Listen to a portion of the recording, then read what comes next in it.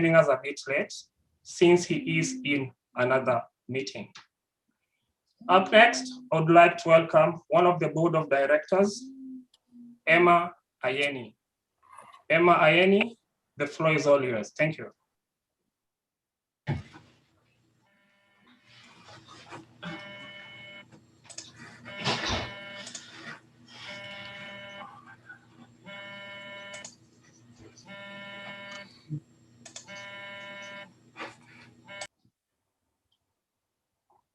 Emma Ayeni, the floor is all yours. Thank you.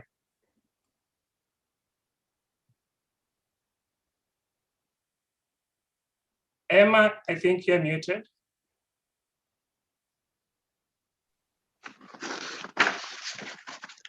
Yeah, I'm sorry for that obstruction. Good afternoon, everybody. Ministers, distinguished guests, ladies and gentlemen. My name is Emmanuel Ayeni. I'm one of the board members of this outstanding community resource center, Emwood Community Resource Center. I'm also a trained social worker by profession. I've worked in the community for a very long time. It is my great pleasure on behalf of the board, members, and the entire management team to welcome all of you to this event, tagged Shaping the Future of Black History. This event features Strength to Big celebration and honoring Black History Month. I would like to extend an especially warm welcome to our distinguished guests, the Federal Minister of Families with Children and Social Development, Honorable Ahmed Hussein, former Winnipeg Police Chief, Devon Clooneys, the members of the Legislative Assembly of Manitoba, MLA Concordia, Matt Webb, City Councillor and Chair of Winnipeg Police Board, Marcus Chamber. Yeah. I also want to acknowledge our federal funders, provincial funders, the United Way of Winnipeg, the Winnipeg Foundation for joining us this evening. Despite very busy work schedules, take time off work to honor the invitation to this gathering. I am particularly pleased to welcome you all with warmth in our heart, and we hope that you enjoy the event as much as we have enjoyed having you as our guests. I want to thank our planning team as well, who have worked tirelessly to make today's event possible. Thus, it is important to acknowledge the efforts of Rose, Sebastian, and many others that time does not permit me to mention today. Strength to Be is an academic and cultural empowerment program that is focused on building capacity, cultural identity, social justice awareness, leadership skills, and civic engagement in youth in our community. The program is specifically designed to empower youth to confront issues associated with racial bias, build equity, and strengthen family relationship. Why honoring Black History Month does not just provide us a time to celebrate the history of the Black community, but also an opportunity to reflect on events that have impacted us all. Honoring Black History Month make us all aware of the struggle for freedom and equal opportunity. It also shed light on diversity, inclusiveness, and the bedrock of multicultural Canadian society. This event provides the opportunity to remember as well as showcase the contributions, achievements, and also struggles of peoples of African heritage in Canada. I wish us all a successful gathering and celebration. Thank you all. I will now invite the Executive Director of Emwood Community Resource Center, Nina Kondo, to take us through the theme of the day. Thank you all. Thank you.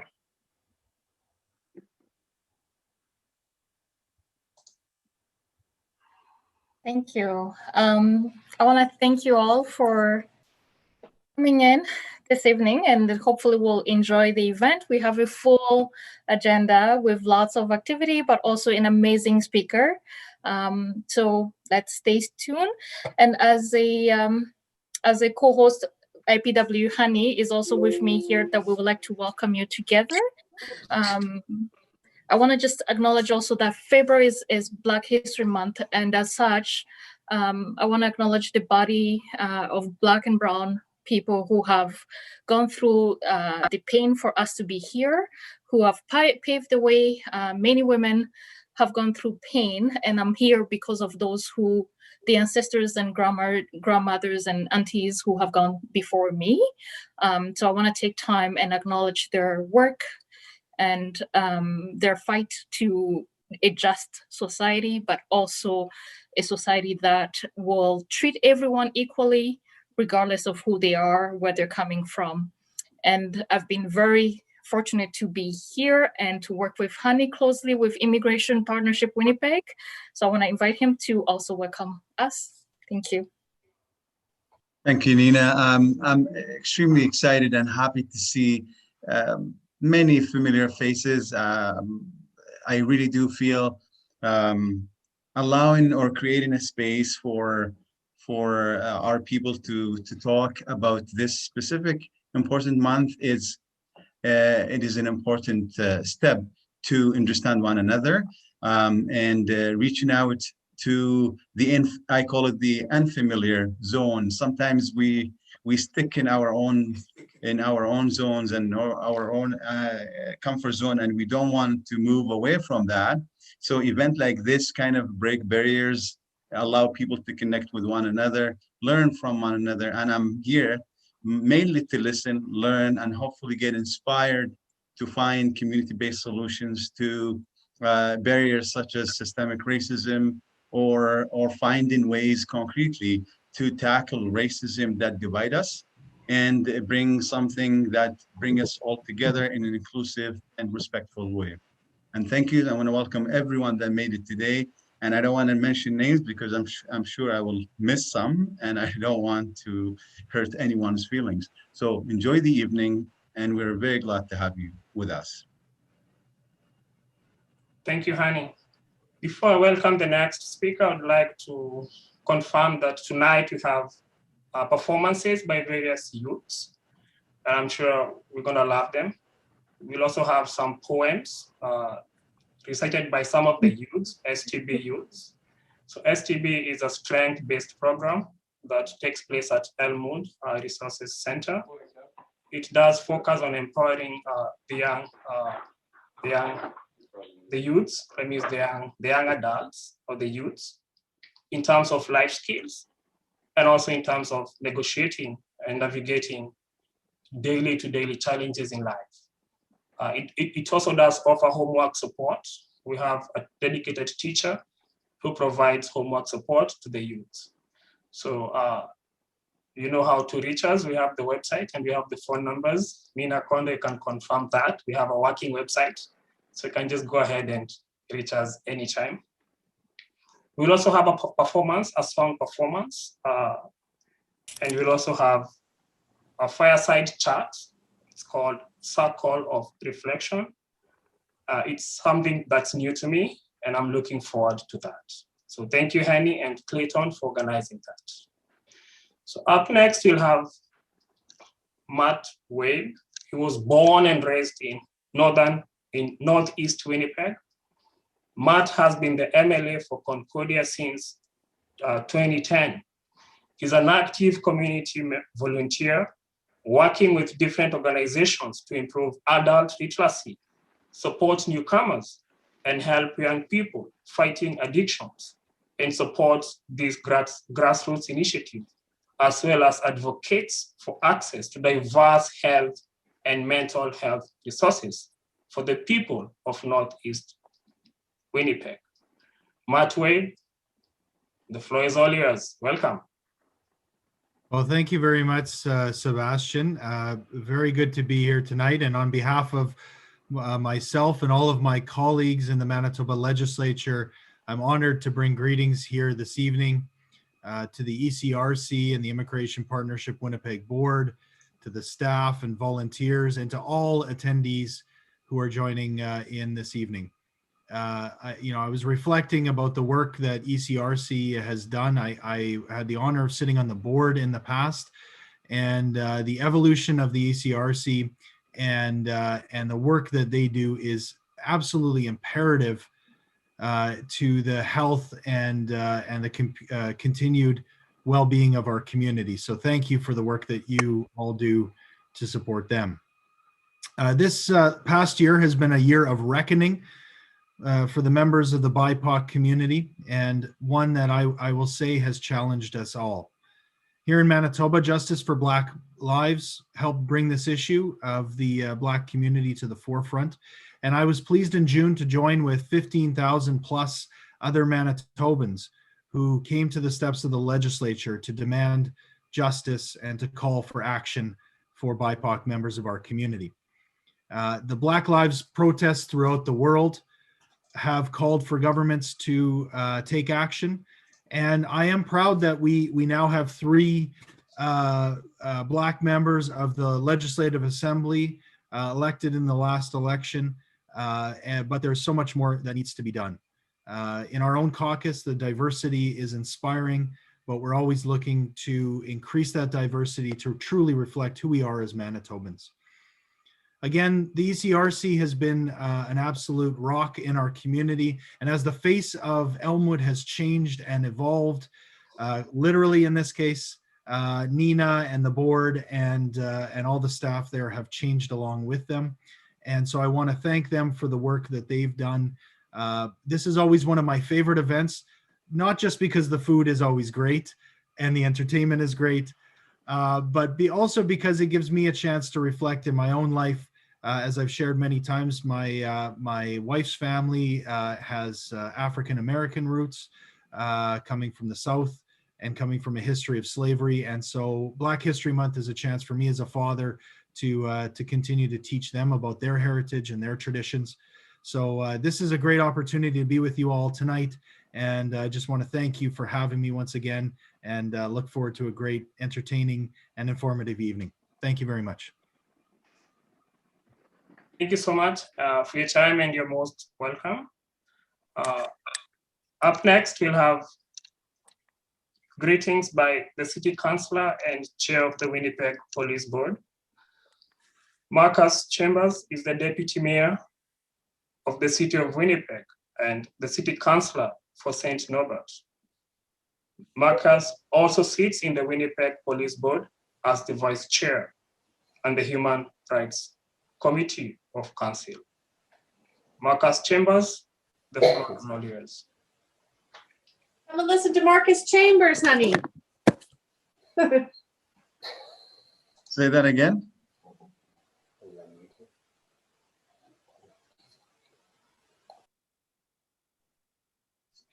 So I probably Councillor Chambers is still in the other event.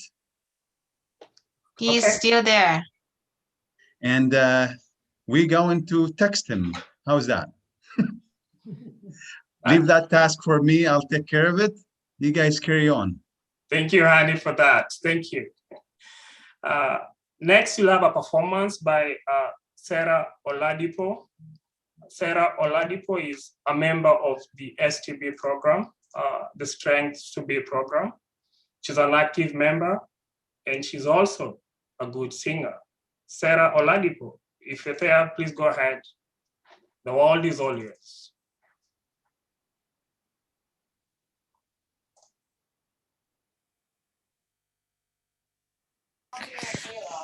Hi everyone. I'm gonna be singing a song called "Fight Song" by Rachel Platten.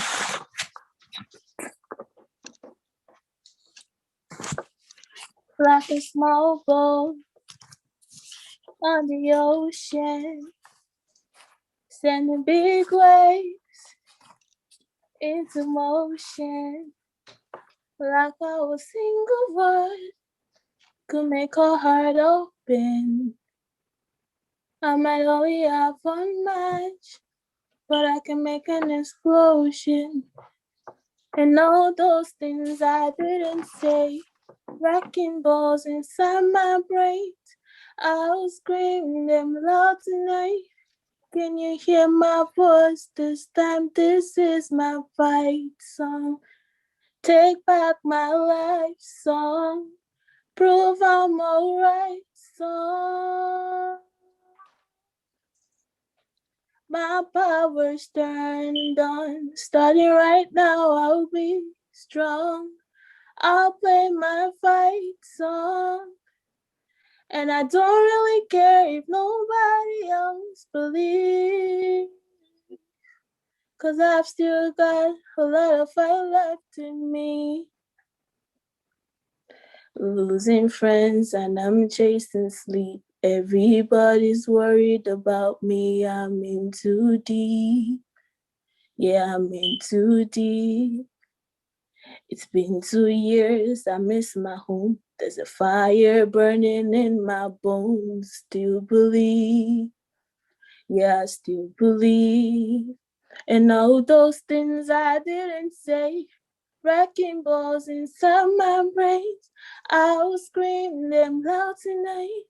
Can you hear my voice this time? This is my fight song. Take back my life song. Prove I'm alright song. My power's turned on. Starting right now, I'll be strong. I'll play my fight song. And I don't really care if nobody else believes, 'cause I've still got a lot of fire left in me. A lot of fire left in me.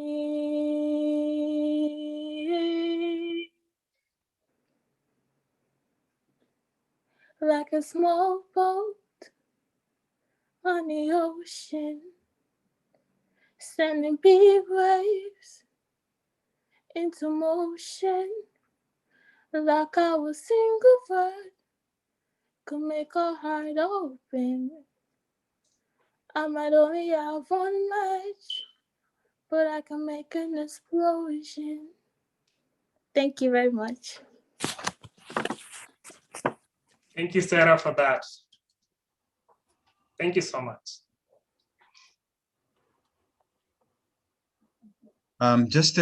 Sorry, Sebastian, I think so. Councillor Chambers is, according to our program, it says 6:10, I believe, his part, and so he's scheduled himself accordingly, but he's going to make it hopefully right on time, which is 10 after 6, possibly before. Yeah. Thank you, Hani, for the updates. Up next, we'll have drumming by another STB member. His name is Gideon Minder. Gideon Minder has been a staunch STB member, and I'm proud of the far he has gone. So he has learned how to drum. Just sit back, don't go to your kitchens, sit back, relax, and let's enjoy the drumming. Gideon, if you're set, go ahead.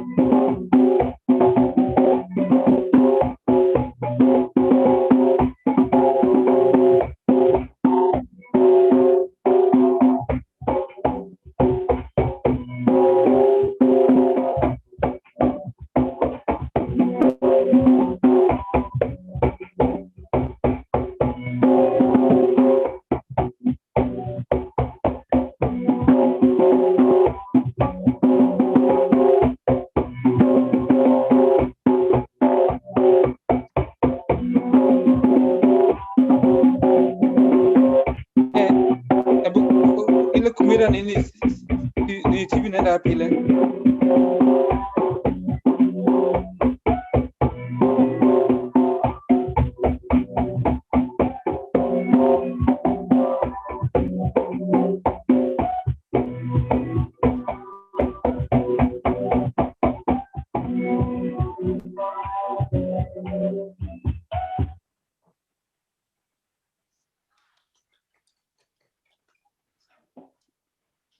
Thank you, Gideon, for that. Thank you so much.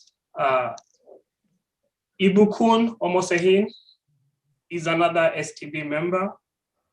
Ibukun is very vocal. I love doing the sessions with her. She stops me and asks me a list of questions. Sebastian, why is it this way? Sebastian, why is it not that way? I'm like, okay, Ibukun. So Ibukun, she's very vocal. She also like writing poems. She's a very vocal a poet, and she's always willing to help and to serve when called upon. Remember one day we asked her to help out with children, playing with them, keeping them busy, and she was very excited and she did her best. Ibukun, the floor is all yours. Go ahead. Okay, thank you. The title of my poem is called My Journey of Blackness. My perspective of the Black History Month. It is a time where we all come together to celebrate who we are as a whole meaning, every color, every gender, every age, every story. You see, we all have different experiences. Black History Month is about diversity and identity. It's about being bold to talk about the difference that makes us who we are. It's about refusing stereotypes to pull you down. Being bold enough to use your voice even when the current is flowing east when you're headed west. And being humble enough to lend your shoulder to those who are swimming upstream and have lost energy. I know that Black History Month has to do with me. I also know that it has to do with those that came before me. I know that it also has to do with how they were treated by those who did not look like them. I am Black and I have a story to tell. I know that my story fits into their story.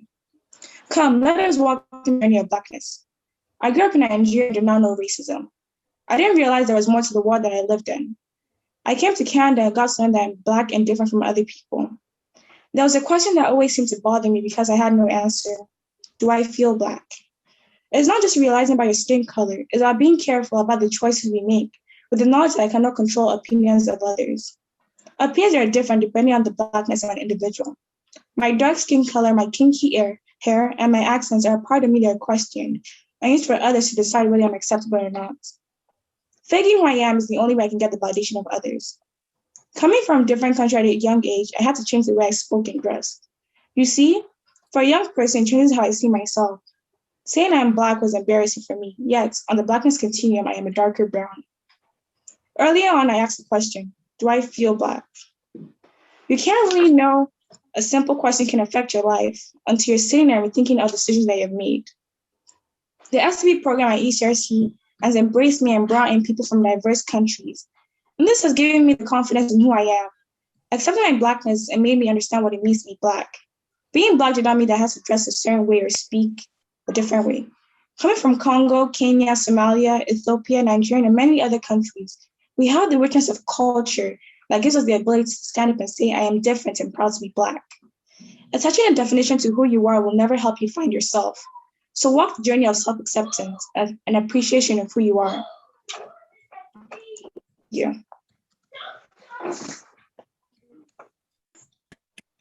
Thank you, Bukun. Thank you so much. When I was listening to your poem, it took me back to Kenya. I was born and brought up in Kenya. I'm not sure why I didn't see you. Maybe we'll meet another day. Thank you, Bukun. Up next, he moved to Canada in 1993 and settled in Toronto. He was named among the 10 individuals who've made significant contributions to Toronto in various fields, including community service, business, sports, and science. In 2017, Minister Hussein is also a recipient of the RBC Top 25 Canadian Immigrant Awards, an award that honors the achievements of immigrants who have chosen to make Canada their beautiful and fantastic home. Allow me to welcome Minister Ahmed Hussein. Minister, the floor is all yours. Thank you for coming. Thank you very much for having me, and it is such a pleasure to join all of you.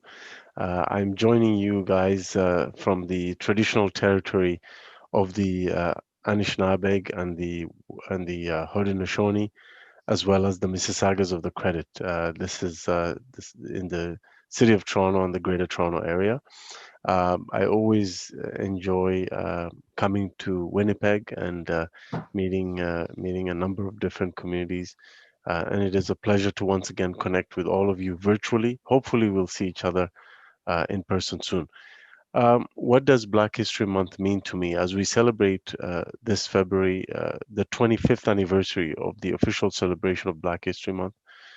It really means as we celebrate excellence of Black Canadians in all different aspects of Canadian life, whether it is politics, sports, academia, business, arts, and many other fields, we must also take an opportunity during this Black History Month to look back at those who paved the way.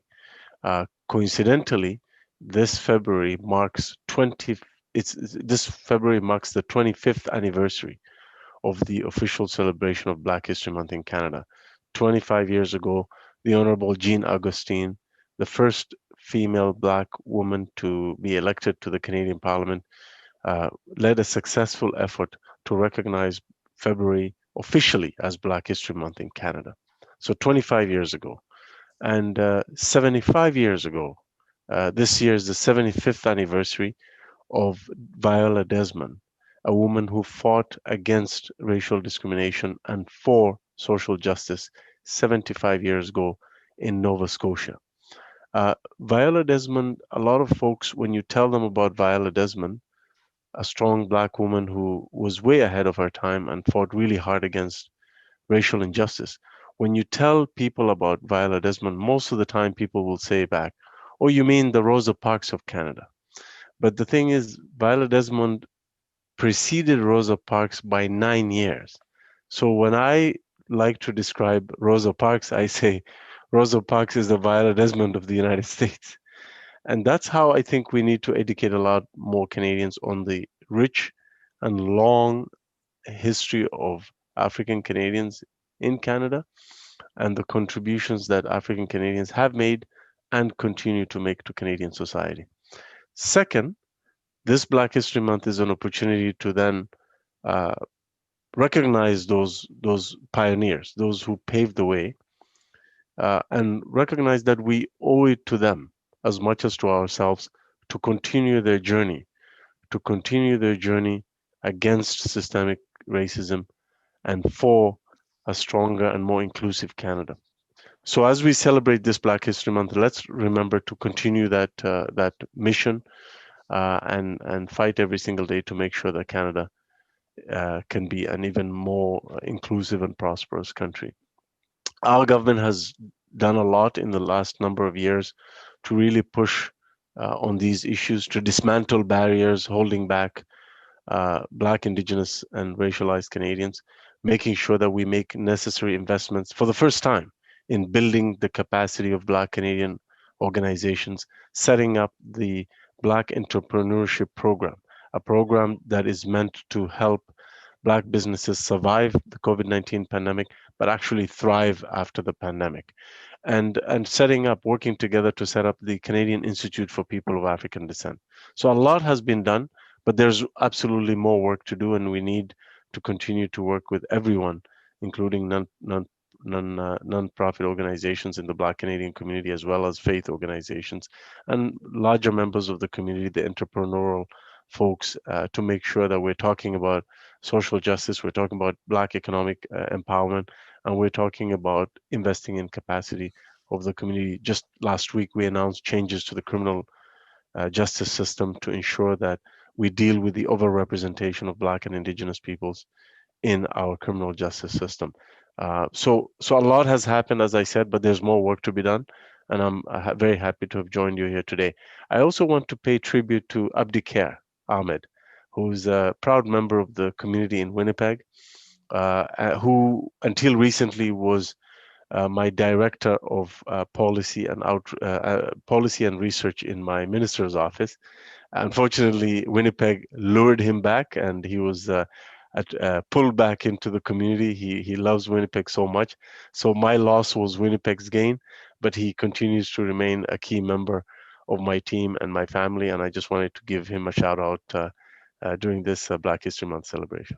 Merci beaucoup. Merci, Minister. Thank you for bringing greetings and taking us through the history of Black History Month. Thanks for being here. Thank you. Thank you, Minister Ahmed Hussein, the Minister of Families, Children and Social Development. We do appreciate your time and the wise words that you've shared with us. Take Thank care you. and all the very best. Bye-bye. Bye-bye. Thank you. Next, we'll have brothers who are talented in singing. They have been doing this for the last, name it, countless years. They were born and brought up in Rwanda, somewhere in East Africa. In Africa, we have East, we have West, we have North and South.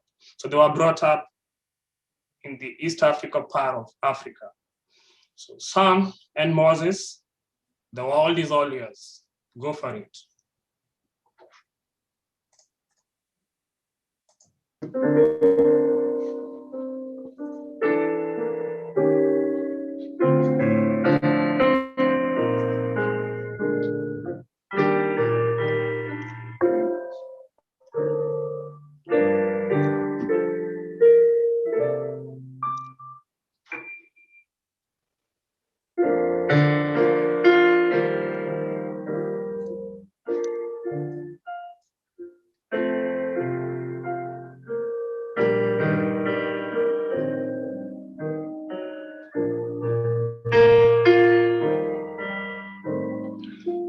We shall overcome. We shall overcome.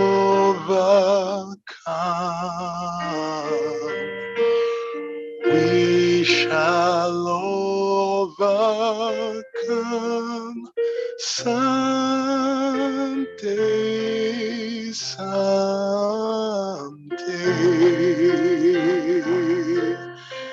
Deep in my heart, I to believe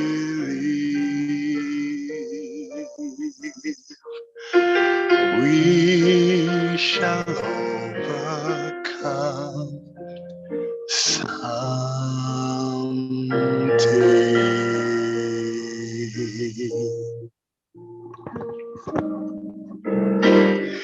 We shall live in peace.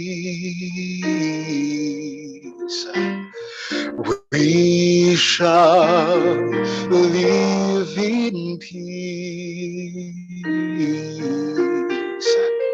We shall live in peace someday, someday.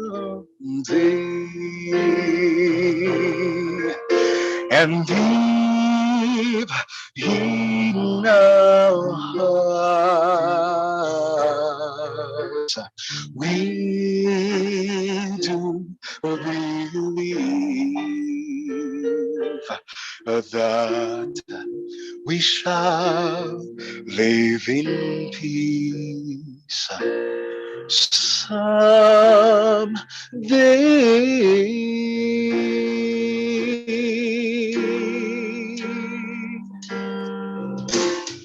We shall all be free. We shall all be free. We shall all be free someday, someday.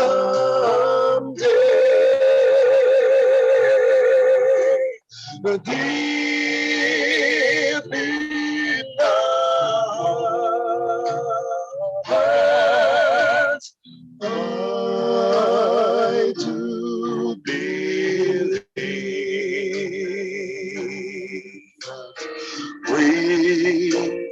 shall overcome someday.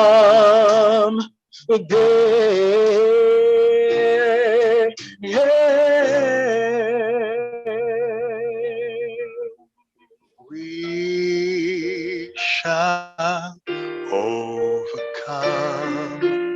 someday.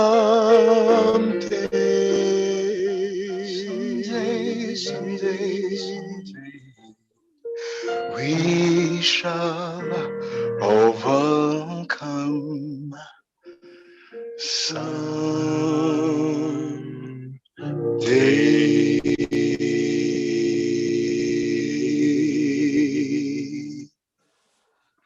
Thank you.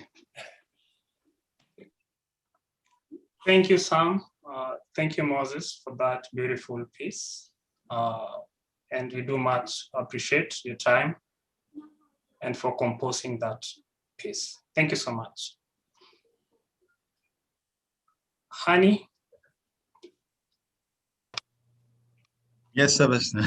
Are we ready for Marcus Chambers? Marcus Chambers seems to be that he's trying to get in.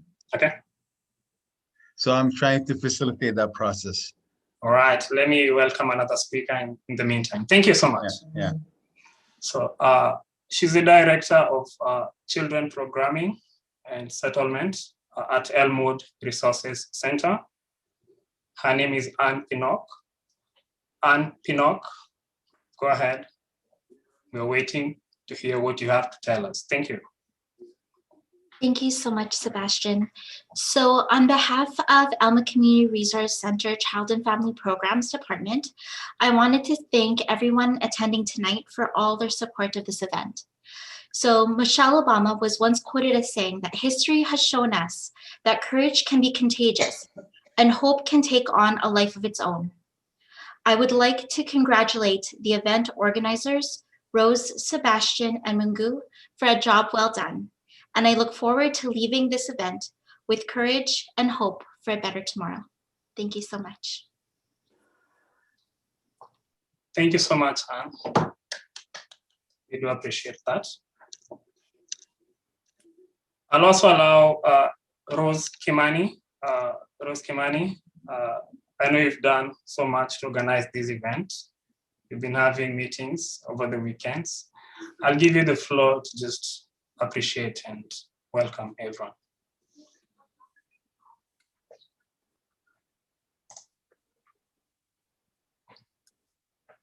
It is humbling that you could take time, from your very busy schedules and just come and spend the evening with us.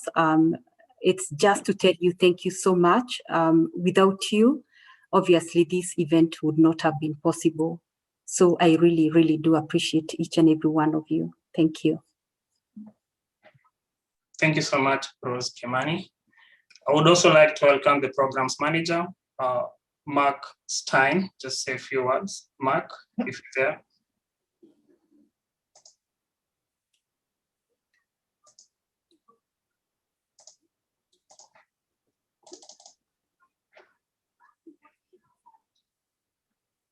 All right, Mark, I'll come back to you. Come back to you later. I got a technical issue. All right.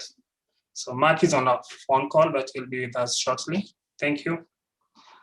So next we have Dunda Akue. Dunda Akue is another youth member who's a member of the STB project. STB meaning Strength to Be. He's a vocal young man, and I've known him for quite a number of months. He also has a poem that he has to recite tonight. Dunda Akwe, whenever you're ready, go for it.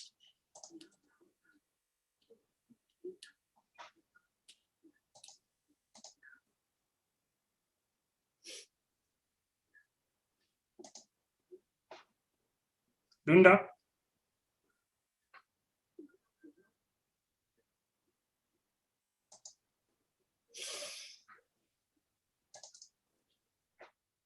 All right, I'll get back to you later. I know where to find you. Okay.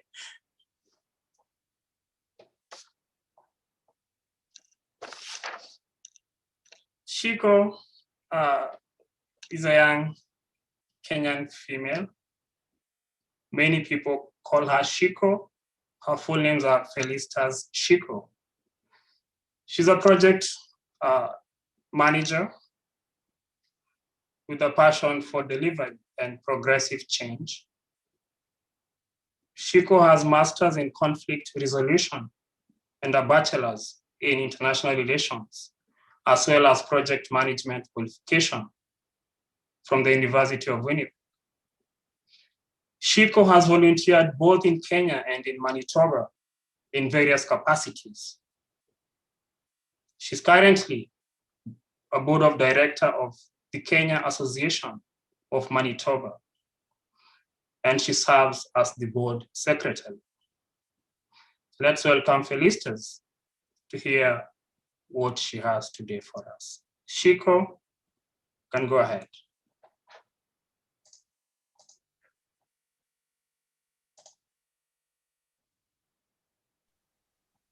Now you can hear me. Thank you, Sebastian, for for such a beautiful introduction. Thank you. Hi, everyone. I hope that you are all enjoying this beautiful, beautiful weather this year. Single digits, can you imagine? In the middle of February, in Winnipeg, this is unheard of. I am humbled and grateful for this opportunity. Thank you, Emwood Community Resource Center and the Immigration Partnership Winnipeg for hosting this event and honoring the Black History Month this year. I know of a young girl who was born in a very busy city, a city that is alive day and night, a city that never sleeps, as they say.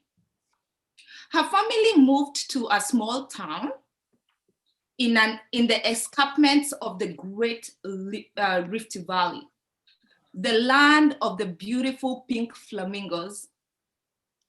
Her world changed. The common African proverb which states, "It takes a village to raise a child," became her reality. Everyone, blood related or not, was uncle, auntie, or cousin.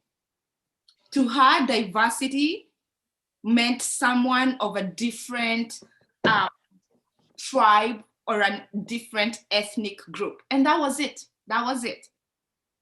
Years later, in pursuit of her education, she moved to this flat land. I guess many of you can guess which this flat land is. Everything was new. She had mixed feelings. She was excited about what the future held, and at the same time, she was a bit anxious because she was in a new country, thousands of miles away from home. Little did she know that her definition of diversity was going to take a different turn, another turn. On her first day of school, she realized that the students that she was gonna share classes with were coming from 17 different nationalities. There was people from India, there were people from Bangladesh, there were people from Rwanda, people from the Philippines. I mean, you name it. Quite a lot of nationalities were represented in her class. And it was at this time, or point in her life, that she began to learn new terms. For instance, the Punjabi hanji. She began to add foods like sombe, the well-known greens from Rwanda, in her menu. She started to love food like wache from Ghana. And she added to her closet the sari dress from East Indian, which she got from her friends in class.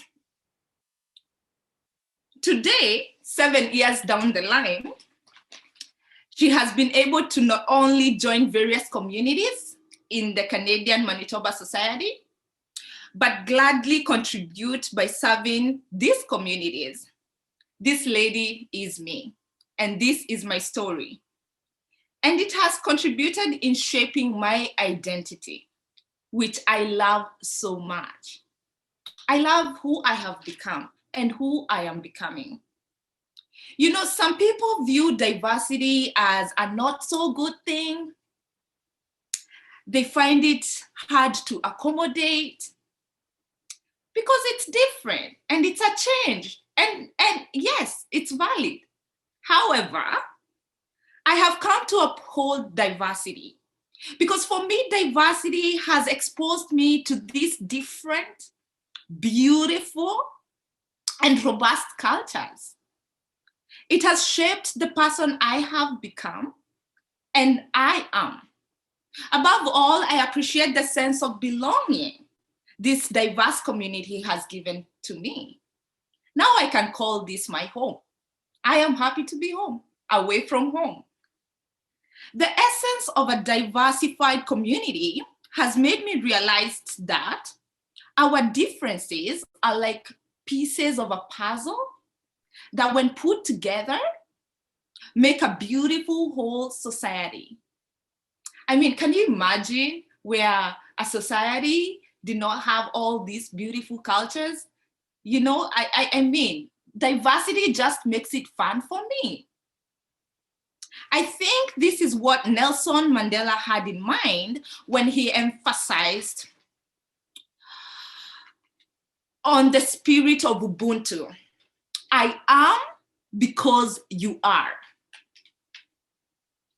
You know, Doc Rivers, the well-known coach, you guys know him, the well-known coach for the 2008 Celtic NBA team.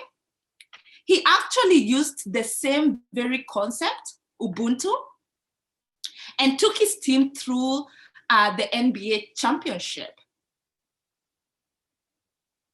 by applying the concept of Ubuntu. For them, for the team, Ubuntu was not only a term, it became a way of life, and it became a way of life which enhanced unity and the collective success. So I encourage each one of us to think about it. If you don't know about Ubuntu, go and study about it. It's beautiful. I also want to emphasize that it's through the narratives that I have continuously heard that I have also shaped my life. Narratives like, yes, you can.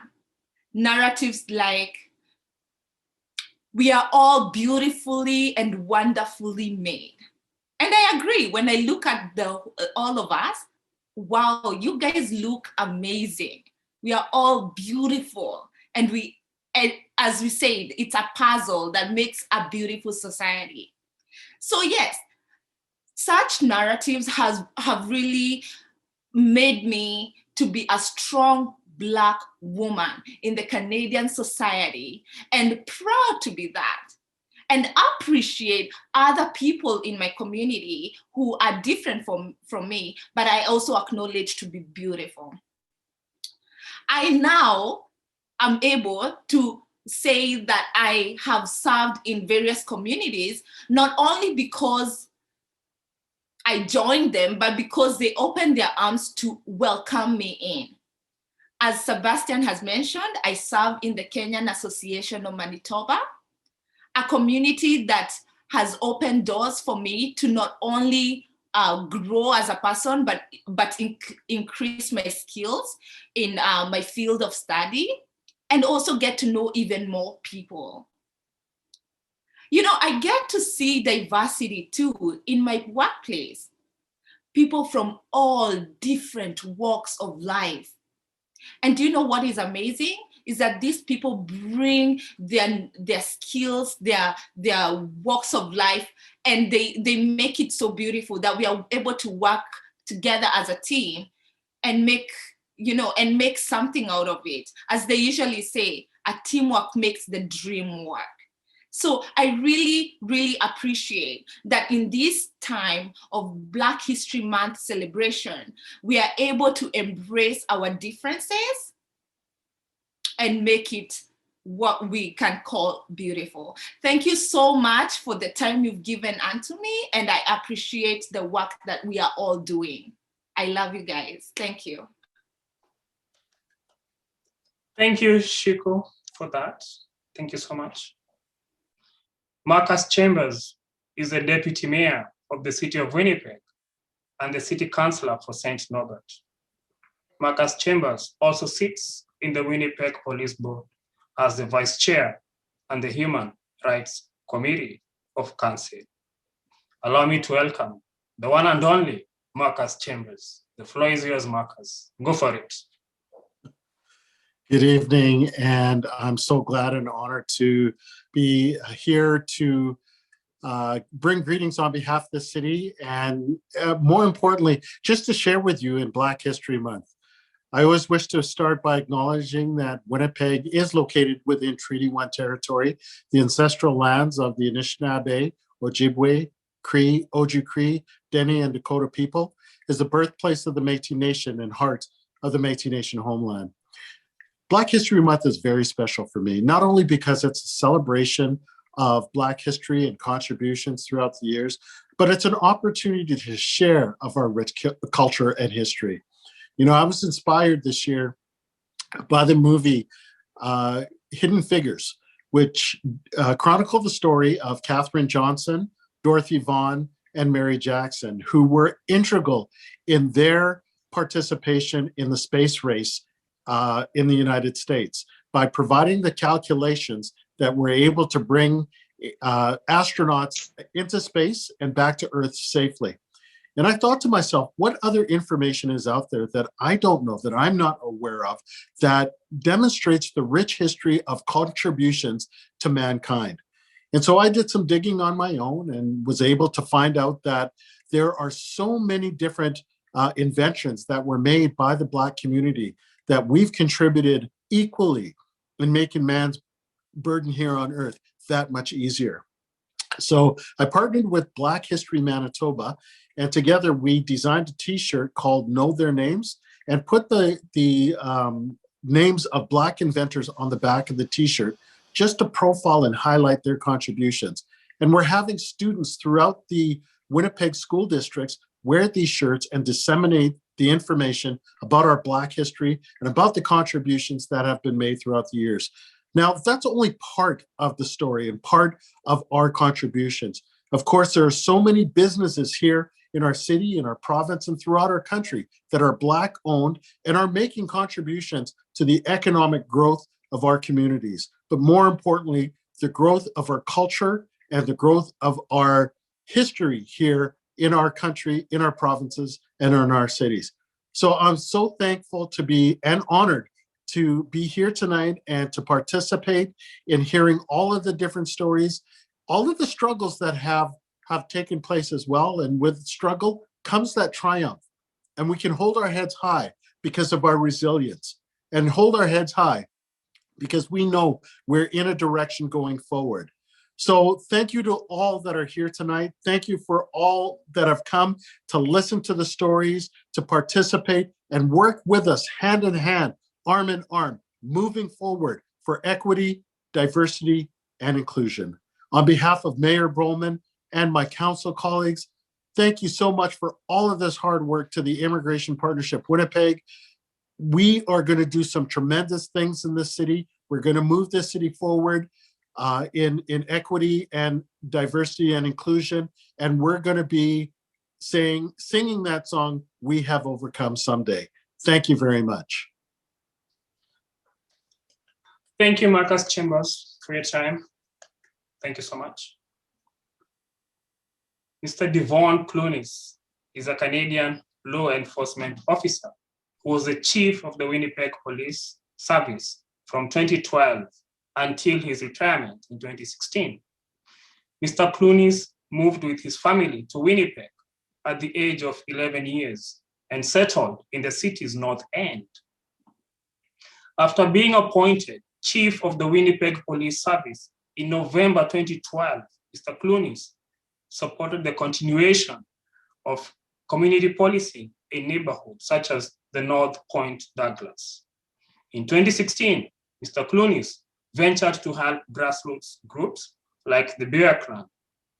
In 2017, Clooneys was awarded the Lieutenant Governor's Award for the advancement of interreligious understanding.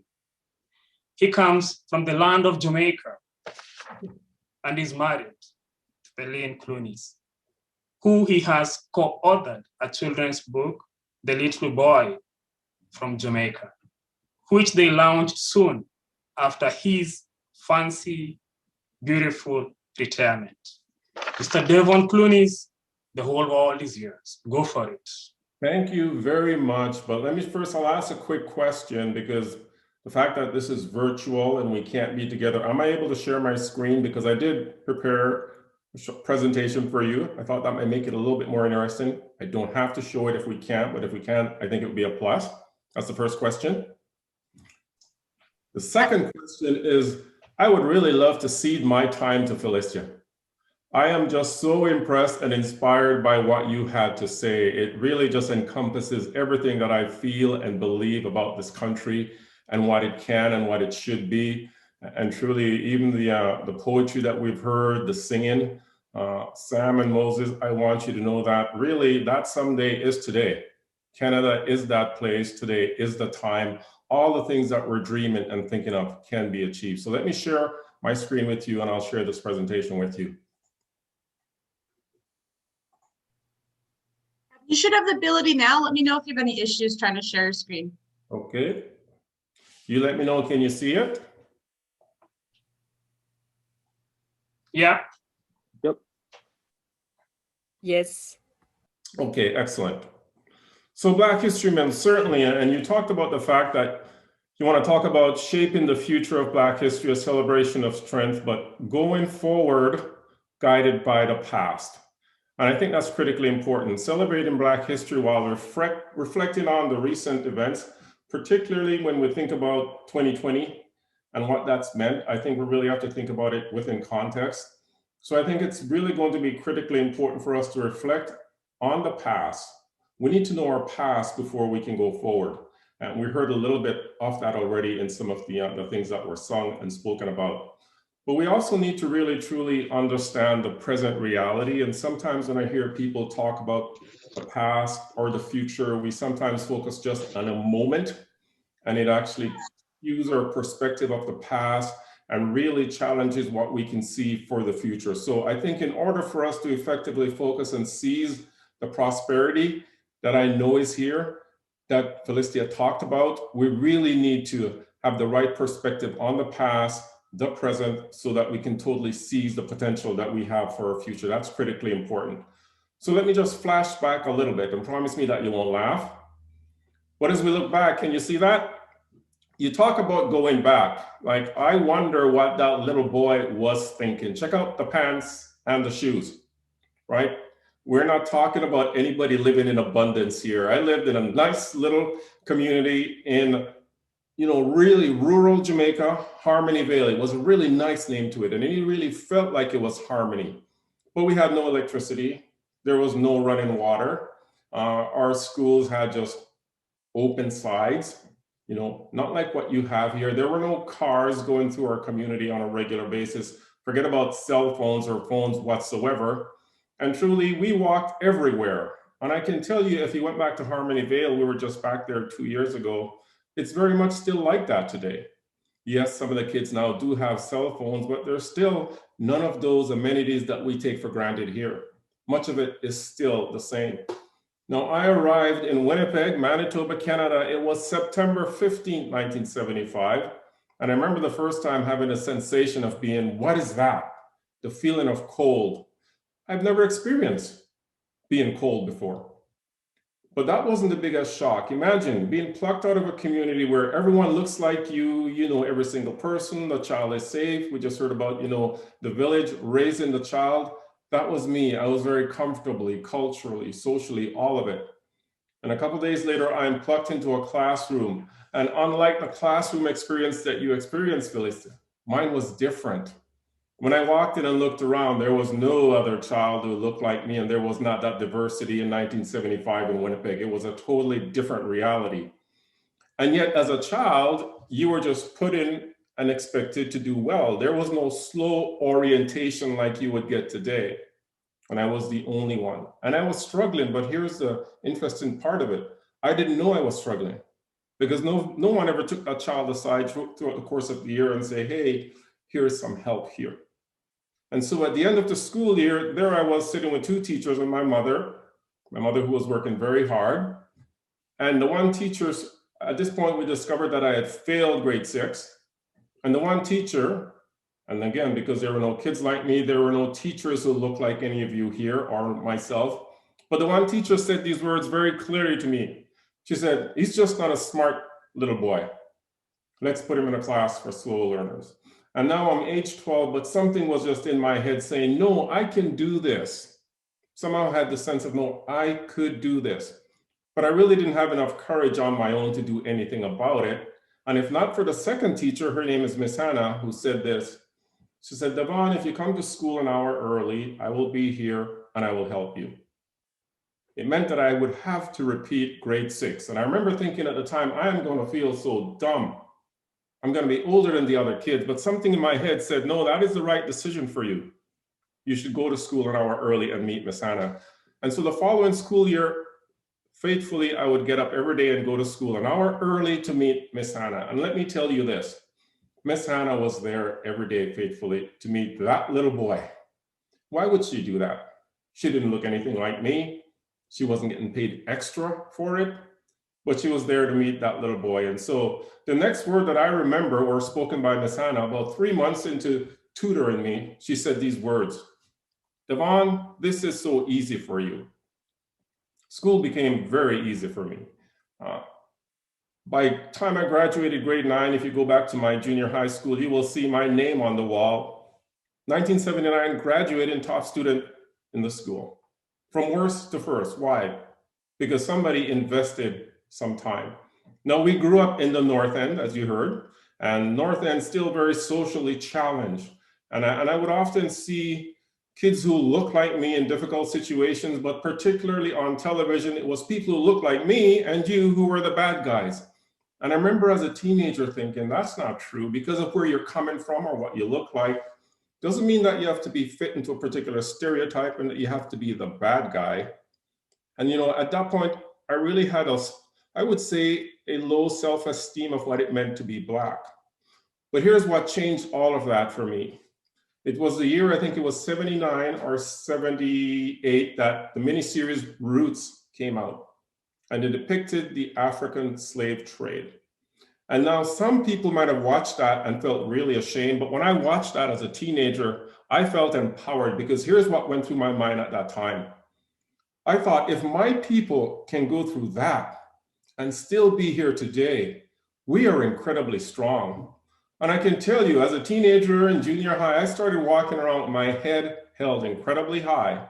And when people would call me a name or a racial slur, it didn't faze me. I just said, you're only saying that because I am that good. And that is the mindset I went to high school with. And in high school, I played basketball. I was a very good basketball player at St. John's High School. And none of the coaches looked like me, not a single one. But you know what? I started wanting to be like them because I thought, look how much time they are dedicating. And then my basketball coach was my biology teacher. And I thought I loved biology because I did so well in biology in high school. And I went to university because I thought if I liked it so much, I could become a biologist. So I went to University of Winnipeg to study biology. But here's what I discovered during my time there. I did not like biology. What I liked at the time was the coach that I wanted to be like. But something else important happened during my time at the University of Winnipeg, because as I said earlier, every time I would watch television, bad guys looked like me, and I had never had a negative interaction with the police, but because of what I saw regularly on popular media, I thought people who look like me and police officers could never have a relationship. However, I had a part-time job at the Bay in downtown Winnipeg, And during the course of doing that job, for the very first time, I had a chance to sit down and speak with a police officer face to face. Like you said, Felicity, when people sit down and have a conversation, you discover incredible things. The police officer that I previously feared, who looked nothing like me, there were no Black police officers in the city at the time. We sat down, we had a conversation, and I told him how much I enjoyed what I was doing at the Bay in terms of security. And it was that white police officer who said to me, as that young Black youth, why don't you consider becoming a police officer if you like that so much?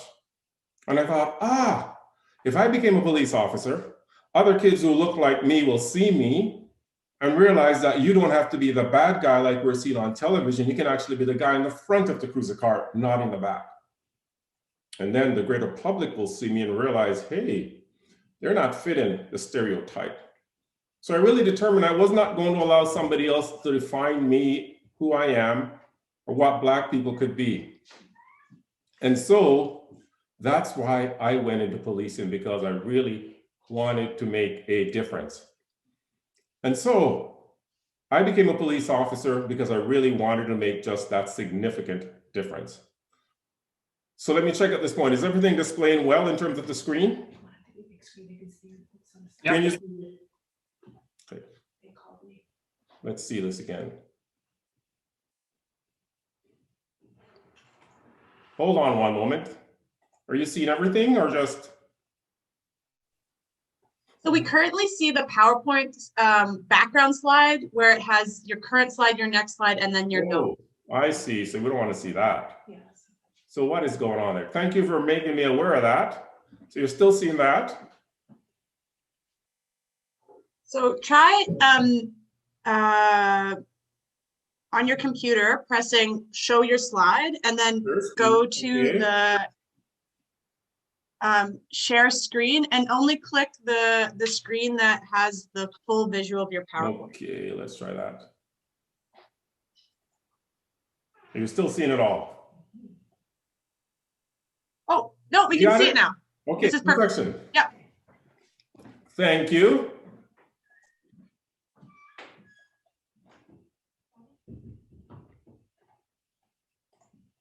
So let's get you back to the right space.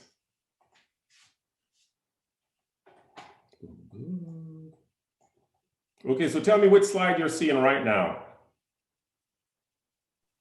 We see the one that think about your childhood. Okay.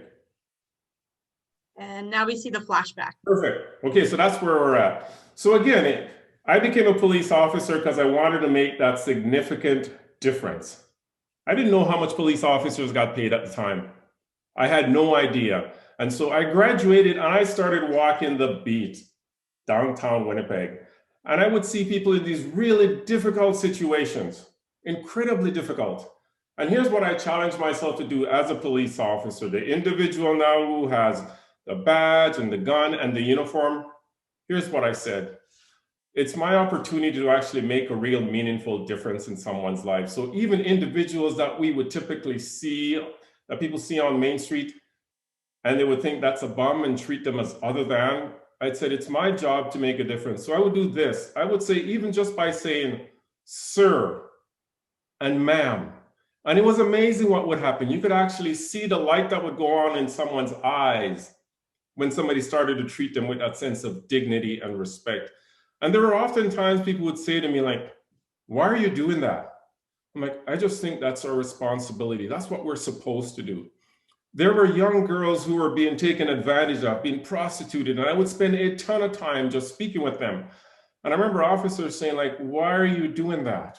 Why are you wasting your time? And I said, I don't believe I'm wasting my time. And I can tell you honestly, one of the proudest moments to this point in my career was receiving a telephone call from a young girl calling me from Calgary. And she had this to say. She said, I just want you to know that what you said made a difference. And I am back home and I'm with my family and everything is going really well. I went on, I got my first promotion in 2002. I became a supervisor of other police officers. And here's what I challenged myself to do as a supervisor. I said that I had to create the healthiest work environment for everyone that, not that I was the boss of, but I had the opportunity to serve. And I found that I was consistently transferred to areas of the organization that were having these deep operational and interpersonal challenges. But I would go and I would say to people, I am here to serve you. And I want this to be the healthiest environment for you so that when you leave this place, you have energy and time for your family. And I kept getting promoted up the ranks. Till 2007, I became an inspector in the Winnipeg Police Service. I get to wear a white shirt and I get to supervise 200 plus people. And I am feeling so proud because a little boy from Jamaica who grew up with no electricity, running water, came here, just wanted to be a police officer, now gets to lead 200 plus people. And I thought, how is your life so good, Devon? Then it hit me, Miss Hannah. And I went back to the school board office because I said, I must find this teacher and I must thank her for my life. And unfortunately, it told me at the time that Miss Hannah passed away, and I thought, how sad. So every time I would tell my story, I would share the power, the difference that one person can make. Think about how many little individuals like the Devon, the little boy we're talking about, are coming to this country, or Indigenous children who are coming from reserves, coming into the city, who just need somebody like that can be that difference maker. How many adults coming from refugee situations just need one person who can be that difference maker. So I would tell people, never doubt the ripple effects of what you can do as an individual. Sometimes we want to change the entire world. We can't maybe change the entire world, but you can change one person's world, and that can have an incredible impact. So 2 years later, I got promoted. I'm now a superintendent, one of the 7 highest ranking people in the entire Winnipeg Police Service. And I would hear, the horrible things that are going on in our city. And I challenged our police leadership to say, we can do more than just be the police service. What if we started dealing with these deep social issues? But at the time, people felt really that was not the police service's responsibility. So in 2012, I have to be honest with you, I was getting ready to retire because I thought I wasn't having big enough impact. I wanted to have huge impact on our city, on this thing called policing. And then our chief announced his retirement, and I said, you know what? I will apply for the position. And if I get it, I will stay. If I don't, I'll retire and try to change the world or change the social conditions in another way. And, during that time, my name and my face was constantly in the paper. And I remember the day I was at home and I received a telephone call from one of my officers who said this, Devon, I don't know if this makes sense, but my neighbor works at the school board office and they remember you coming in looking for this teacher. She hasn't passed away, but she's in the hospital with a terminal illness. And I ran to my wife. I said, Perlene, I can't believe this. Miss Hannah is still alive. I get to thank her. And I went literally, I put on my best suit. I went down to the hospital. I found her room. There was her name on the door. I knocked and I walked in and I said, Miss Hannah, do you remember a little boy named Devon Clooneys? 36 years since I'd seen Miss Hannah. And she said, yes. And I'm praying that you become the next chief of police. I said, Miss Hannah, thank you that I can even apply for the position. If not for what you did all those years ago, I wouldn't be where I am today. And I said, you probably did it for hundreds of other kids, but you never heard thank you. So I just want to thank you for every single one of those kids as well. And we just sat and we talked. Miss Hannah passed away 3 weeks later, but that little boy became Winnipeg's 17th chief of police and the first that looks like this in the history of our country. It happened in Winnipeg. It's quite the journey. But that's why I'm saying some days today, because that is the reality. So think about this for yourselves. Can you see this? You're seeing it? Think about your childhood. Where did you grow up? What was great about it? And what was challenging?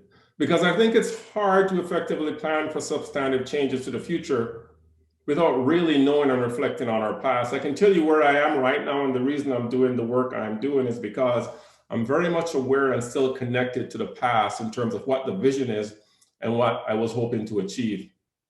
And so a celebration of strength in terms of Black History Month. How would you define strength? You've heard what I would define strength as, some of the things we've experienced, but typically I think when people think of strength, especially when you think of 2020, what are the images that might come to mind for you? Maybe certainly some people might think about some of the marches and protests that we saw. For some, maybe the images of there were neighborhoods on fire down south. For some, they might think about some of the burning police cars and police stations. I can tell you that's kind of what was my impetus for doing what I'm doing now, because I thought there must be a better way forward. So let me tell you, when we talk about strength, this gentleman comes to mind for me, Dr. Martin Luther King. I like much of what he did, and more importantly, like how he did it. And I liked a lot of what he had to say, and really how he said a lot of what he had to say, because that does make a difference. A couple of his quotes. Injustice anywhere is a threat to justice everywhere. The time is always right to do what is right. Number 3 really means a lot to me. Darkness cannot drive out darkness. Think about 2020. Only light can do that. Hate cannot drive out hate. Only love can do that. Number 5, we must learn to live together as brothers and sisters, I would add, or perish together as fools. And number 8, a riot is the language of the unheard. But for me, the most important in our context is this.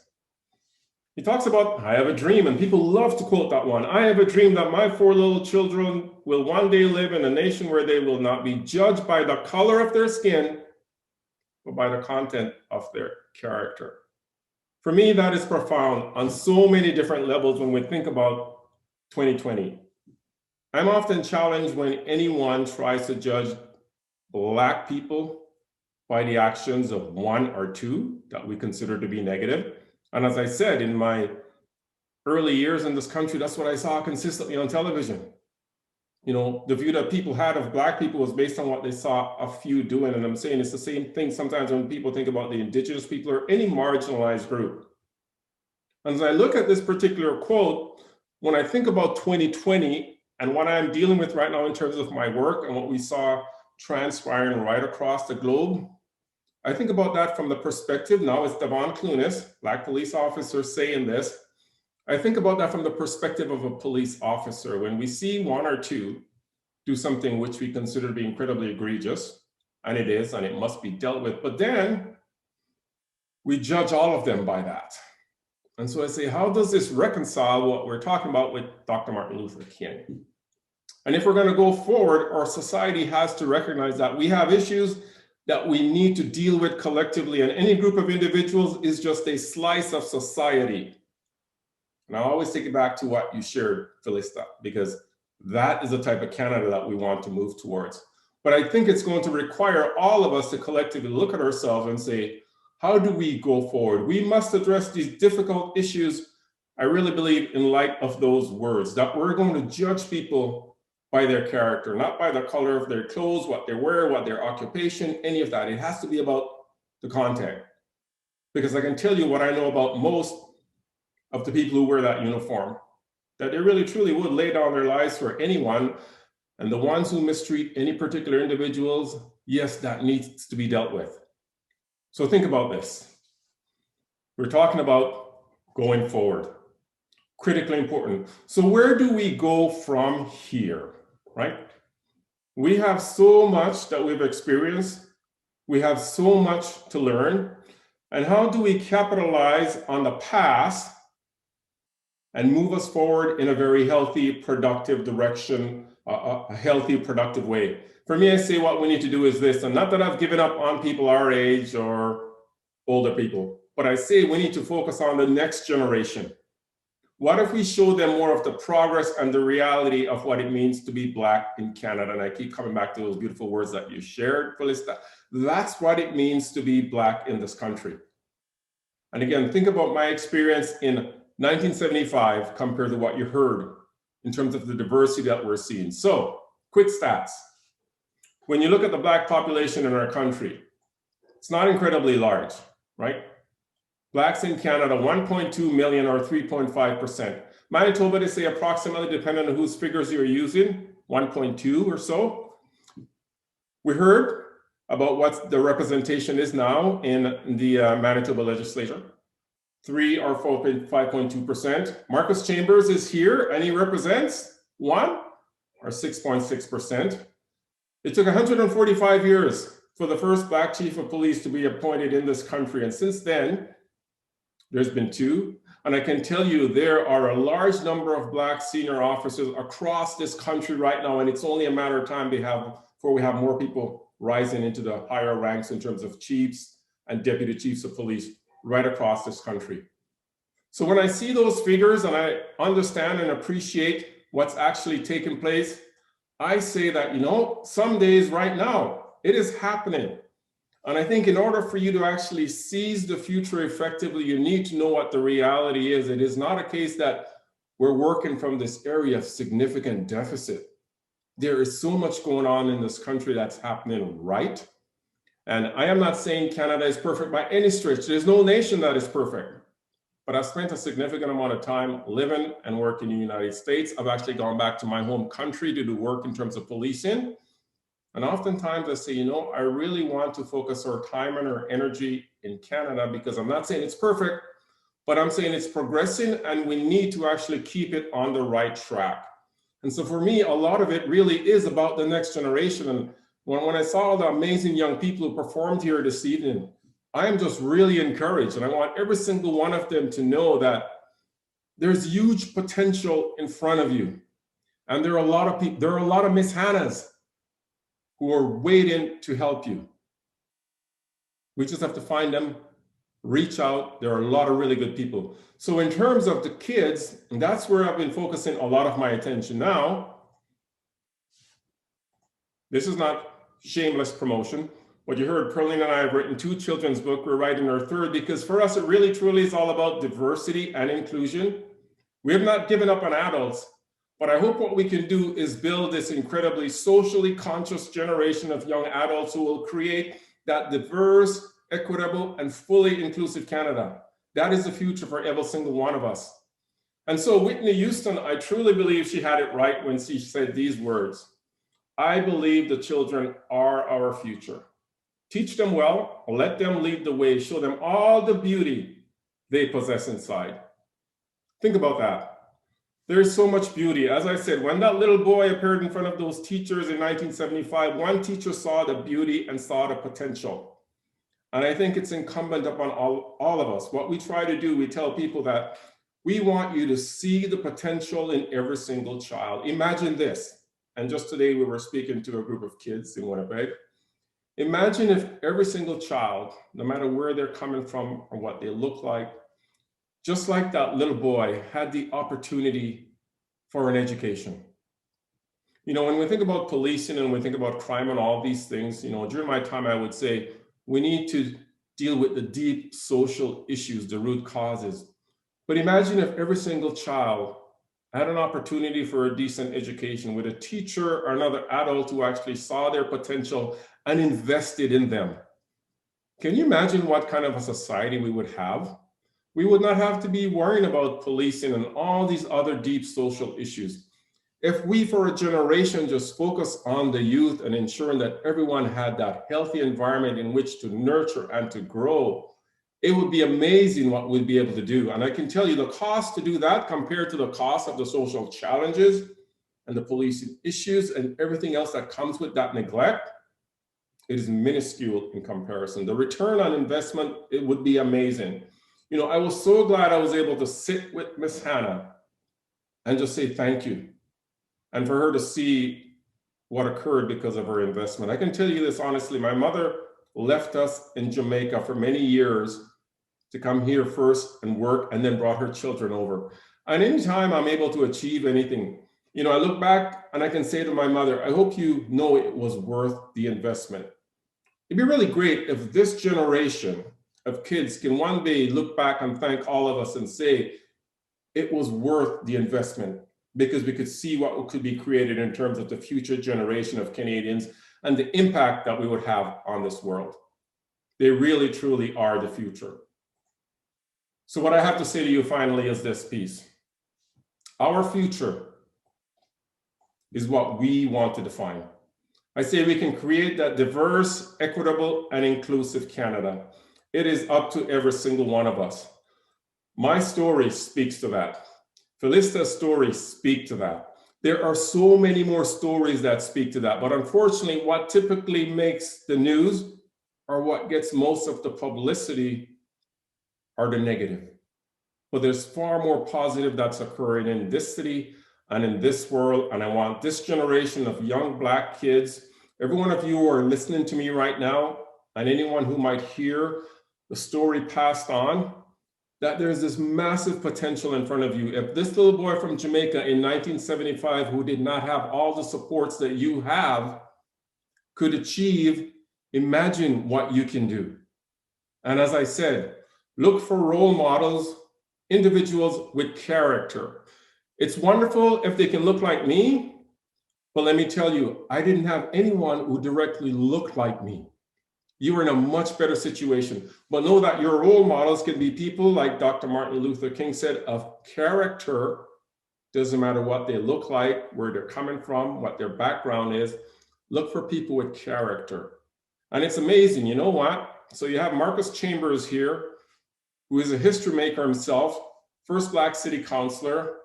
Marcus and I have known each other since we first arrived in this country. Monica Stuthers, who was the first Black female police officer, who's now retired many years, now living in Florida, she's also a friend of ours. Many other individuals who have done very well, we're all friends. So here's what I want to really encourage you with, is that find people who are positive, who are like-minded in that they want something for their future. Hang out with those people. You know who's trying to pull you into a negative direction. Pick something positive for your future and select friends who are actually on that same similar path with you. Find role models, mentors, others to assist you. If you're in school right now, your teachers are amazing. I would not be who I am today without my teachers. Listen to them, value them, and they will take you incredible places. But remember, our future is diverse, equitable, and inclusive. Thank you for your time.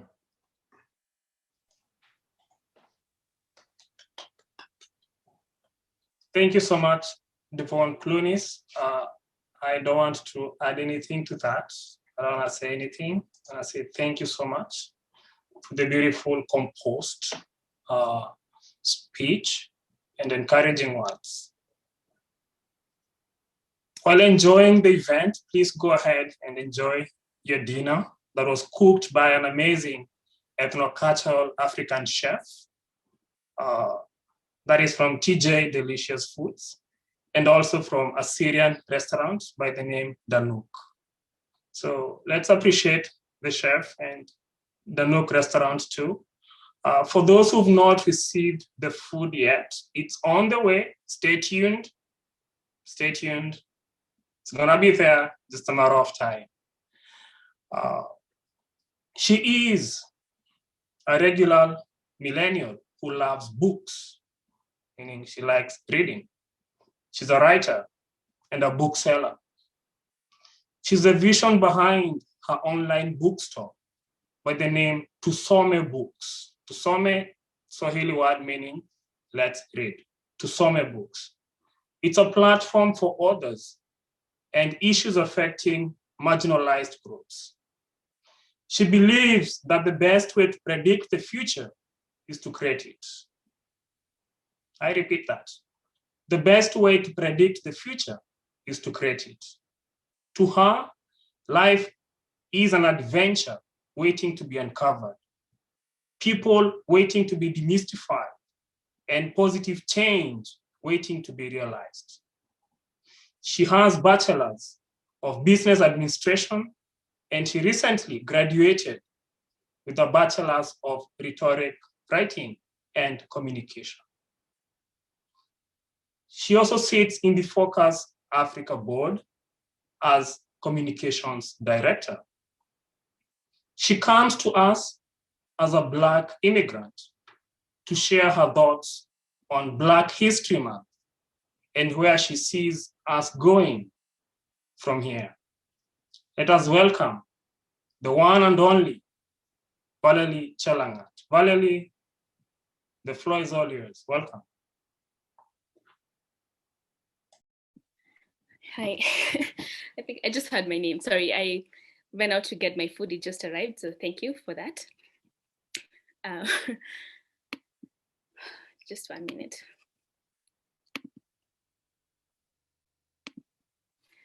Okay, so thank you, Sebastian, for introducing me. Good evening, everyone.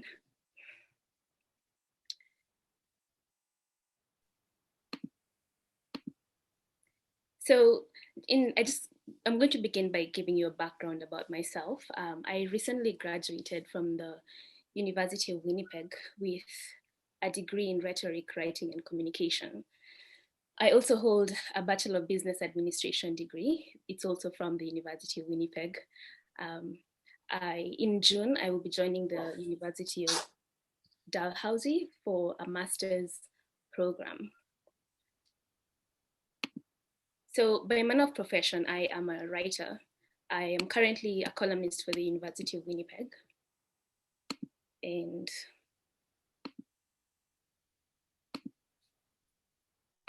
I'm currently a columnist for the University of Winnipeg's newspaper. It's called The Uniter. As Sebastian mentioned, I also own and run an online bookstore. It's called Tusome Books. We sell books by and about marginalized communities and their places of origin. I was born and raised in Kenya. I moved to Canada in 2010.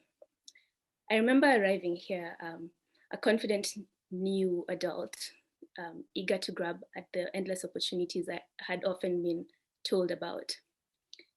So a lot of the times I got statements like, you can do anything you want, when you go to Canada. And I still hear this actually, like up to date. And this is from family and friends and acquaintances back home and across a lot of countries. I'm not saying that this is a false statement. It's only that now I think that anyone, anywhere can do whatever it is that they want. They have to set their minds to it and just find ways to jump over whatever hurdles that are presented to them. But what I'm trying to say is that this dreamy land of milk and honey gospel that people say, preach to you when they're talking about Canada, set me up for some shocks that I did not see coming. So, for example, I've spoken English all my life. I always thought of myself as a proficient English speaker until I landed in Winnipeg, where everything I said was followed by pardon, or that smile that people give you and you know for sure that they didn't understand what you said. So to me, that was very surprising. And I was often tempted to, follow their pardon me's with, I promise I have spoken English since I was a child, but I figured they wouldn't understand that either. But that's just a small example. The big shock for me, and which I still struggle with occasionally, is this new identity as a Black woman. I mean, obviously, I have always been Black, but in Kenya, I wasn't a Black girl, I was just a girl. The color of my skin had never been a topic of discussion until I landed here. So while it's been more than 10 years since my arrival, I'm still learning what it means to be a Black woman in Canada. So for me, Black History Month is a very important period. It's when I not only celebrate the accomplishments of Black people who live here and who have been here before me, but it's also a month of learning. I have to be clear that the holistic lives of Black people cannot be lumped up into one month. Every year, every month, every single day, Black lives should be celebrated. Human life, regardless of where we are from, or what we look like, or how we sound, should be celebrated daily. Various outlets like radio stations, TV channels, newspapers, blogs, social media, they all create content to help us learn about the struggles, survivals, and successes of Black people throughout the month of February. And this is crucial to our being acknowledged, to being heard, and it's also needed in order to gain and retain our rightful seats at the table. The other day, I was going over the Government of Canada's Black History Month webpage, where I read about Viola Desmond, whom, as we all know, was the first Canadian woman to be featured on a Canadian banknote. And as the minister mentioned earlier on this evening, Desmond refused to sit in an area designated for Black people at a movie theater. As you can imagine, she was forcibly removed and arrested. In 2010, the province of Nova Scotia gave an apology, an official apology to Desmond, her sister accepted it. I wish I could say that I have no idea what life must have been like I wish I could say that I have no idea what life must have been like being forced to live in a box like that. Of course, my box is not as big as, it's not as small as hers must have been, but it's also limiting. I once shared a story on an old blog that I used to have, an awkward encounter that I experienced at Portage Place. And this is a few years ago now. I was walking to the back entrance at Portage Place and I reached out to grab the door to open it. And I noticed there was a man standing on the inside, like through the glass door. I noticed someone standing on the inside of it. And so I moved from that door to the one next to it. So when I walked through, I realized that he was angry at me. I refused to open the door for him, he said, and he was yelling and screaming at me. And he used words like, he used both the N word and the F word while I hastily left the scene. A number of my Black friends have had similar encounters, particularly the statement, "Go back to your country." As a Black woman, though, I have had to learn to speak up, even when others try to make me feel small or to silence me. My hope for the future is that Black people will not need to forcibly claim their seat. This is interesting because Mr. Devon Clooneys is right here, but he is in my speech. So when Devon Clooneys, the former Winnipeg Chief of Police from 2012 to 2016, took on that role, I was filled with pride and hope for little Black boys, for young marginalized children.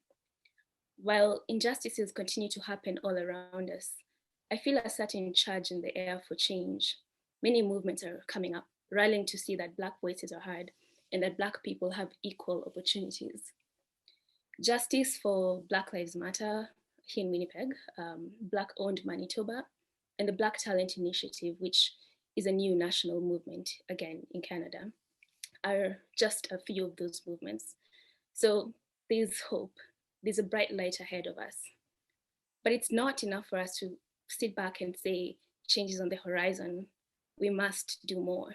So my question is this: what part are we to play? What part will you play? We all have to take action against anti-Black racism. There's an acronym I came across on the Deloitte.ca website that I think is very useful here. It spells out the word LEAD, that's L-E-A-D. So the L stands for listen. And this just means to actually listen to the voices of Black people as they share their experiences. The E is for engage, and this means to engage with Black people in conversations, to dig into history through books and through stories, and to watch documentaries and shows in the news. A is to acknowledge, and this is to acknowledge the wrongs that have been done, the injustices that Black people have faced, because they exist and they are real, and to acknowledge the pains that people have experienced and to acknowledge our feelings.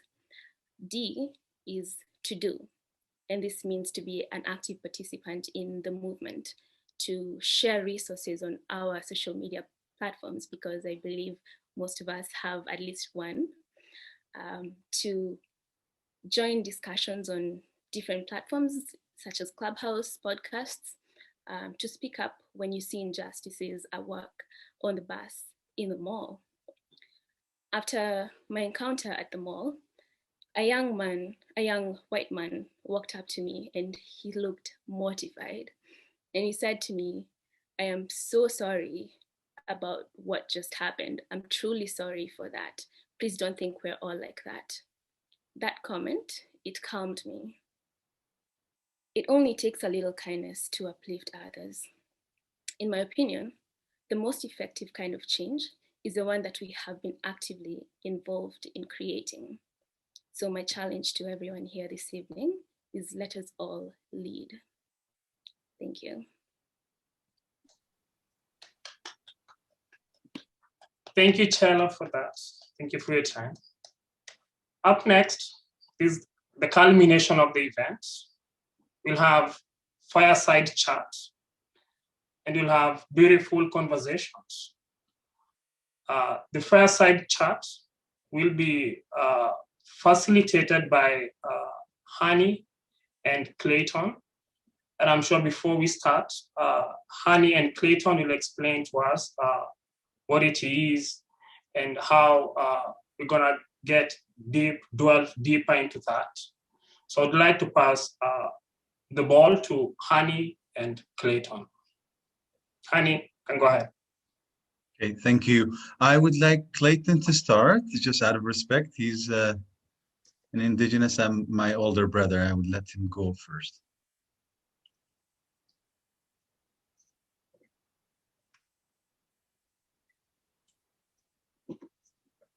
You're muted, Clayton. Great. Thank you, Hani.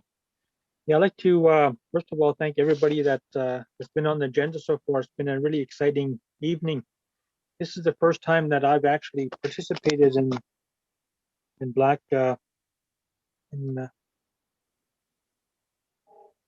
is the first time I've actually participated in Black History Month.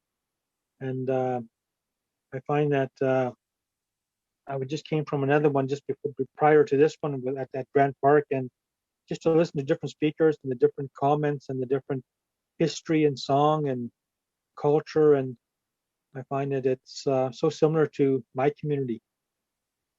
And I find that a lot of times when we're going through issues of being having racism, geared towards you, sometimes it's difficult. It's such a difficult time sometimes, and sometimes you don't know what to do sometimes. And sometimes you run, sometimes you stand up, and sometimes you look around and somebody's going to help you. A lot of times I find that a lot of the racism that comes from people who don't know who we are. And sometimes we don't know who we are sometimes. And that actually was part of my journey. And when I first moved to Winnipeg in '75, I didn't know anything about Indigenous people. People looked at me when I came into government in '76. I had long hair and braids, and people thought I was the Indian expert, and they would say a lot of negative things to me. And yes, same thing. I didn't know how to respond because I didn't know anything about Indigenous people. I didn't know anything about my own history or my own people.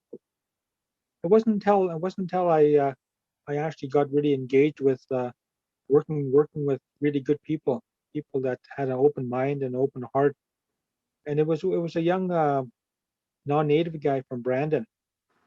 His name was Dennis, and Dennis was actually working. He was a probation officer, and he actually was teaching cross-cultural training in government.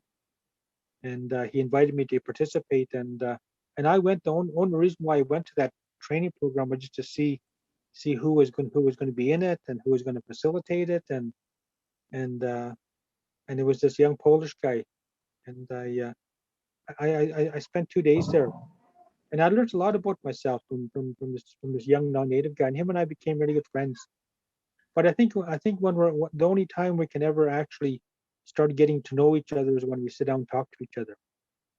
And even if we don't know what to say, sometimes you just break the ice. Because of Zoom and because of COVID, I've actually experienced a lot of different things now. And I was I got invited to a book club 3 months ago, and it was with older non-native people. And I got invited because of the book that they had read. One of the women said it reminded me, the book reminded her of me, and asked me to come and share some of my story. But I remember there was a couple, they actually live on the river on Wellington Crescent. And they actually said that when they go for walks, they see a lot of homeless people living down by the river. And they want to help them, they said, but they don't know how to. And so one time they said that they made a whole bunch of sandwiches and some coffee and tea and actually went down there. And that was the first time they ever, I guess, had the courage to go and talk to this couple. And when they went down there, the non-native woman asks them. She asked them if they're homeless, and both of the people start laughing, and said, "Isn't it obvious?" And that's how they broke the ice. And so they give them the food and the drinks, and then the couple actually invited them back, and they came back a couple of days later and sat and talked, and later on, I guess they kind of got to know them quite well and kept on feeding them. And one day they went there and they're gone. Never seen them again. But they said that they took the risk to go down and just to go and talk to them. But it made me laugh when she wouldn't approach them and ask them if they're homeless people, because she didn't know any other way to approach them. So those are the kind of things you need to do. And I've taken that upon myself in my journey, just to go and talk to people, even if it's even when I walked into a group of 100 non-native people and feeling terrible and not knowing what to say, I just go over and talk to people. And I always found some really good people, and I always found some really ignorant people. And of course, the ones that I would work with is the ones that were willing to talk to me and be equal or make me feel equal. And the ones that don't want to talk to me, that's fine also too. Or the ones that have negative things to say, I just ignore them. So that's a big part of it. And I've always enjoyed sitting down with people, and doesn't matter what situation, but we need to sit down and break the ice and talk to each other. And I'm glad that this is the first time I've been invited to Black History Month, just to sit down and listen to some of your stories, because your stories are the same as our stories, and racism is racism. And I don't know if racism will end in my lifetime. I hope it ends by my grandchildren, anyways. But we have a long ways to go. And like Clooneys, my belief is generations to come. So I'm hoping that we can sit down, tonight and have this fireside chat, and just to talk a little bit about what we have in common. Thank you very much. I'll pass it back to Hanny. Excellent, thank you, Clayton. And I also won't take long to explain what we're going to do. Is basically, when Clayton and I were asked, how do you guys talk about reconciliation, or how do you talk about your approach relationship building work? And so we simply say, you just talk like a human being and connect from the authentic self, not the one that it is wrapped up with very walls and trying to be politically correct all the time, because that's not how we're supposed to be as human beings. Is the only way that we connect is when we are in touch with our authentic selves. And so tonight, I'm hoping that through this exercise that is going to happen in a few seconds or few moments, we will break out into rooms, and then we'll have a chance to discuss some points related to us as people, as people who are learning throughout this very wonderful month, a month of reflection, a month where we ask ourselves questions: how far are we in terms of our role in this society, and what we need to do, and what we need to get things done in a proper way. And the best way to do it, as Clayton said, is to sit down and talk. And so tonight, we're having a conversation, but this conversation is a little bit guided. So you will have in each group a facilitator with few questions to guide it, but we don't want to structure it in a way that becomes a very technical, mechanical conversation. We want to be in touch with that authentic self. So I'm inviting you to reach to one another, learn from one another, and hopefully we inspire each other. And so for that, I will leave the breakout room technical part for Jessica to send us to where we belong. Thank you. Perfect. And one question, Hanny, how long would you like the breakout room for? 20 minutes? Yeah, if it gets too interesting, give us more 5 minutes. Make it 25. Okay, sounds good. Okay, everyone, you will have one facilitator in your room. So when you guys go into your breakout rooms, can the facilitators just acknowledge who they are to the rest of the group? And we'll go from there. If you have any issues, just come back to the main room and we'll get it all sorted out.